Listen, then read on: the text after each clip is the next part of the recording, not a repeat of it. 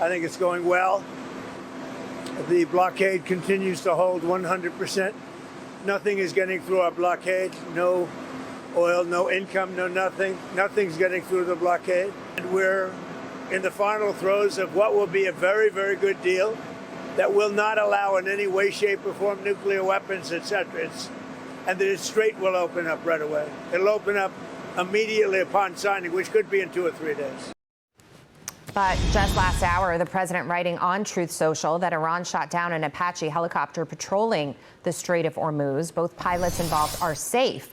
But he says, quote, the U.S. must respond. And so, Liz Peek, I think you're seeing a little bit of a mixed reaction in these markets. They are thinking about rates, and the duration of this conflict going on would be a reason not to cut rates. And they want that rate cut, but also now possible escalation. Yeah, I mean, this is obviously very bad news. And it is actually kind of astonishing to me that the markets continue to believe President Trump. Every time he goes out there and says a deal is imminent, the market goes up. I mean, it's sort of like, OK, but we've heard that maybe 10 times. Obviously, escalation is not what we want, although we seem at a stalemate right now. So a lot of people are saying, look, we actually have to go and finish the job, because Iran has not yet been pushed. Even though their economy is in tatters, inflation is hundreds of percent probably on the ground in Iran, the currency destroyed and everything else. The truth is they are not yet at a point where they are willing to make serious concessions. I agree with you, and I want to stay on this because you're also thinking about the fact that they are, supposedly are coming to the negotiating table. They're a little bit more serious. This is the kind of commentary that we've heard, but then when you take action to shoot down a U.S. helicopter, we're grateful our service members are not in peril as a result of it, but you think about that action itself, Dagan, and that is very aggressive. That does not sound like negotiation tactic to me. No, it does not. And if you watch oil, oil is moving back up where it's at. Can we look at, I know the Nasdaq's down a lot. It's down almost 3%.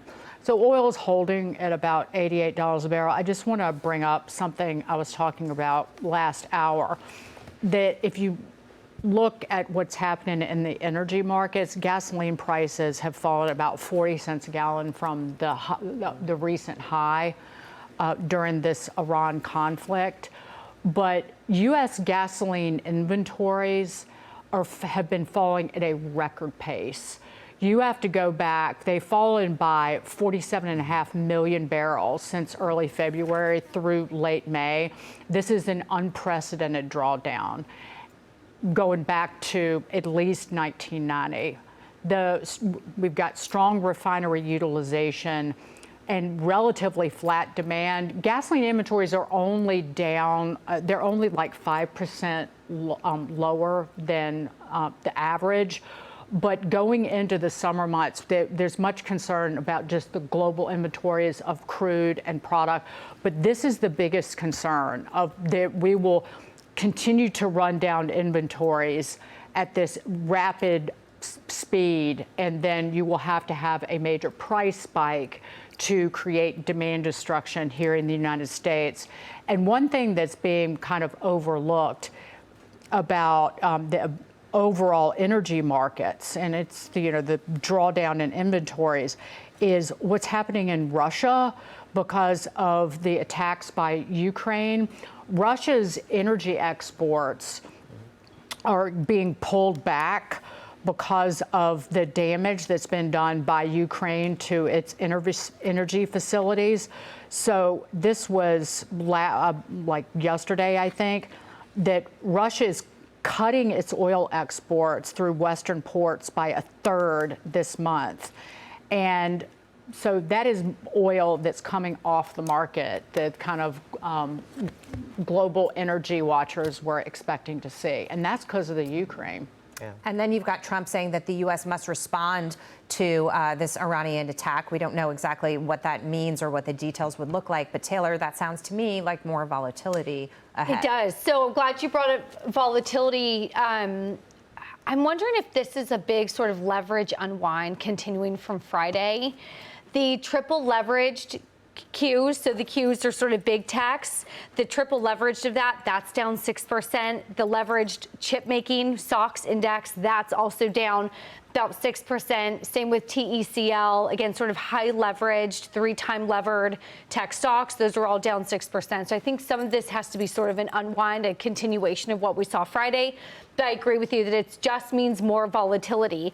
Another sort of concerning thing, I'm not the biggest technical analyst, but the Nasdaq's on its way down. It bounced up this morning to try to break through the 20-day moving average, and it failed, and it broke down below that. And I think a lot of people think if you can't break through some of these key technical levels or hold them, then you go and you have further down to go. And indeed, that's exactly what we're seeing. So I think it's hard to tell. We talked last hour about some of the fundamentals.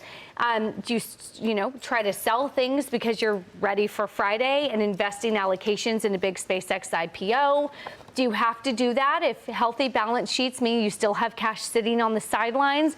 But are you trying to sort of navigate this? And it's hard to disagree with headlines on competing networks that say Trump has said a deal has been imminent 37 times, and people are looking at this, and then they look at the charts, and then they're looking at the leverage technicals, and then they're looking at the downed helicopter, and they're thinking, okay, maybe I just don't want to be long this market. And I think also we would caution, we've talked about this yesterday, Micron, Marvell, they're up like 250% year to date. How much of this is healthy profit taking or the beginning of what could be something a little bit bigger? I don't think we have the answer to that yet. And Brian, you've been talking about the president finishing the job and being more proactive on a military front. Do you think that potentially this is the catalyst that might provoke him to do that? He's been hesitant to do it. He even said last night, again, if we can do this without killing people, I would prefer to do it that way. But the Iranians aren't letting up. As a matter of fact, from my view, they really haven't let up throughout this entire ceasefire. There's been no real ceasefire. They've been agitating. They've been poking at Israel. They've been poking at the United States constantly. I mean, they just tried to kill 2 of our Apache helicopter pilots.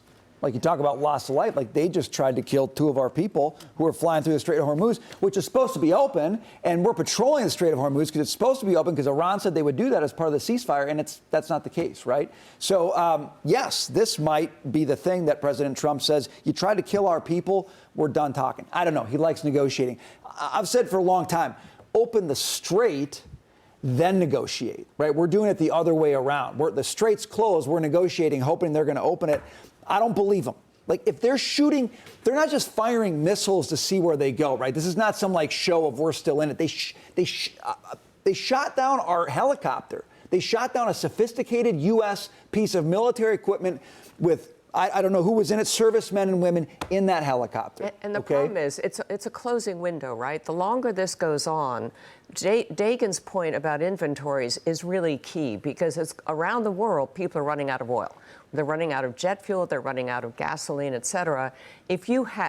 When this started, there was concern about an oil price shock. We really haven't seen that. I mean, oil prices are up a bit. Gasoline prices up a little, but below still where they have been historically under other presidents.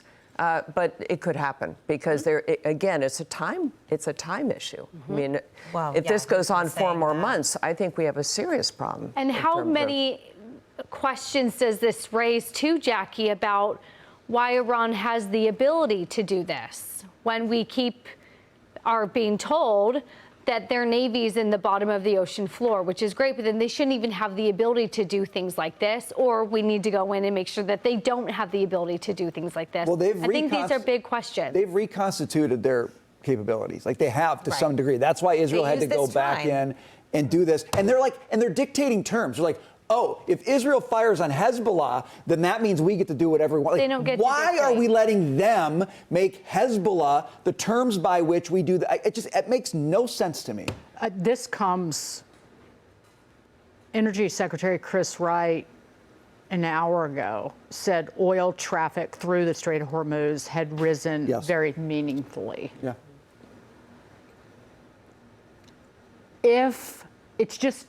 It is still unimaginable that this conflict has been going on in kind of one of the epicenter of oil production, crude production, one of them in the world, and crude's trading below $90 a barrel. There's been no we talk about inventories being drawn down, but the fact that oil, it's not at 150 or 180, and it's all because of what has happened in the United States and this embrace of fossil fuels and the energy business here.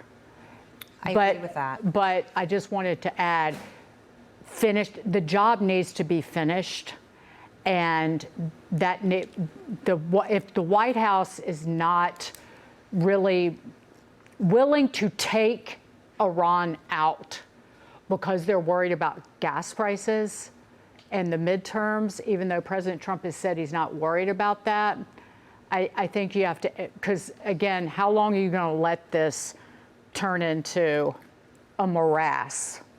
Yeah. They need to lean on our strength in the energy business and just finish it.